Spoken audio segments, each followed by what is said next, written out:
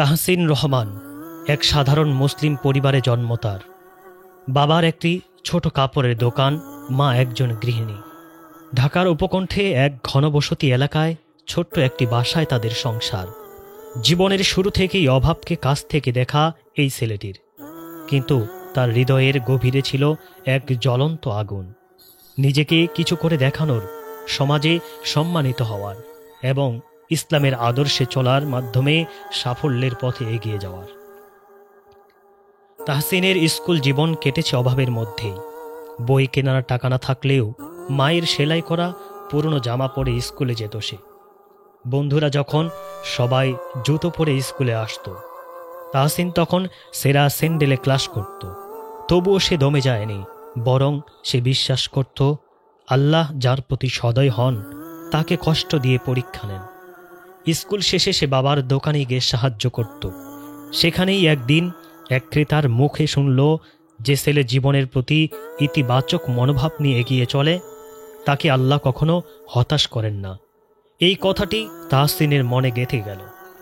কিশোর বয়সেই তাহসিনের দিনের প্রতি গভীরভাবে আকৃষ্ট হয়ে পড়ে। মসজিদে গিয়ে ইমামের কাছে কুরআন তাফসির শুনত, নামাজে কাঁদত এবং রমজান মাসে প্রতি রাতেই তারাবির নামাজ আদায় করত। তার শিক্ষক তাকে একদিন বলেন, তুমি যদি দিনকে ভালোবাসো তাহলে দুনিয়া তোমাকে ভালোবাসবে। এই কথায় তাহসিন আরও দৃঢ়চেতা হয়ে ওঠে। সে তখন থেকেই নিয়মিত তাহাজ্জুদ পড়া শুরু করে।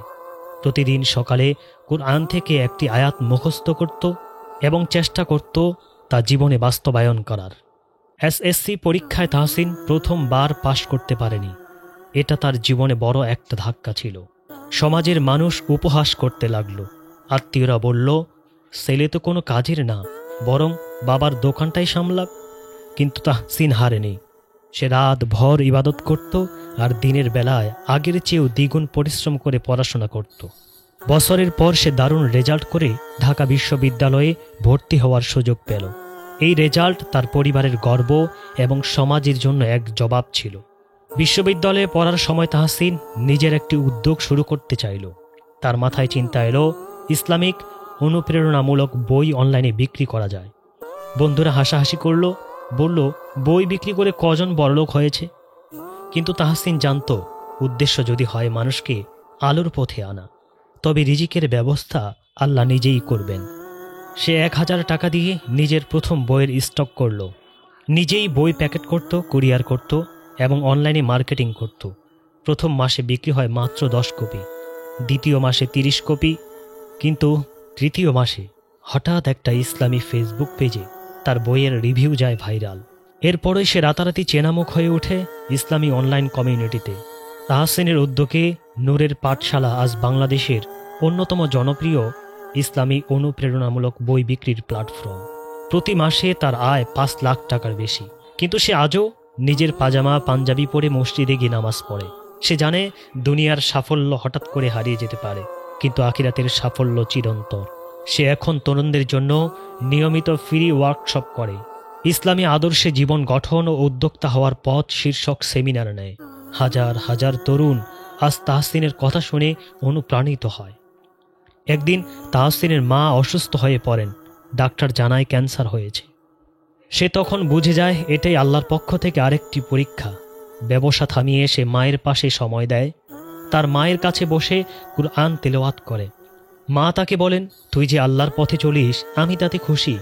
আমি যদি না থাকি তুই দিনের কাজ কখনো সারিস না বাপ। এই কথাগুলো তাহসিনের হৃদয়ে গেঁথে যায়। মায়ের মৃত্যুর পর সে পুরোপুরি নিজেকে ইসলামের পথে উৎসর্গ করে দেয়। তার উদ্যোগ এখন শুধু বাণিজ্যিক নয়, একটি ইসলামিক দাওয়াহ প্ল্যাটফর্ম। 3 বছর পর তাহসিন ইসলামী ইয়াং উদ্যোক্তা অ্যাওয়ার্ড পায় দুবাই একটি আন্তর্জাতিক সম্মেলনে। বিশ্বজুড়ে ইসলামী চিন্তাবিদরা তার প্রশংসা করেন। তিনি ভাষণে বলেন, আমি কখনো বড় লোকের ছেলে ছিলাম না কোনো প্রতিষ্ঠিত পরিবারের সন্তান। আমি ছিলাম আল্লাহর একজন সাধারণ বান্দা যার হৃদয়ে ছিল ঈমান।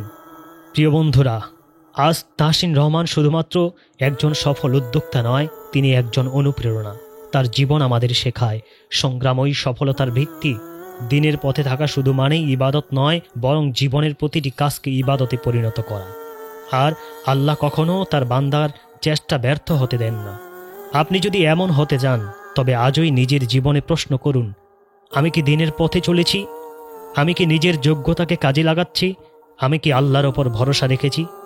তাহসিন রহমানের মতো একজন সাধারণ ছেলে যদি সফল হতে পারে, তবে আপনিও পারেন। কারণ আল্লাহ বলেন, যে আমার ওপর ভরসা রাখে আমি তার জন্য পথ বের করে দেই। এই গল্পটি যদি আপনার ভালো লাগে, যদি হৃদয়ে ছুঁয়ে যায়, তবে আনসারি পিজি চ্যানেলটিকে সাবস্ক্রাইব করো, পাশে থাকা বেল আইকনটি অন করে দাও, আর এই ভিডিওটি শেয়ার করো তোমার সেই সব দিনী বন্ধুদের কাছে।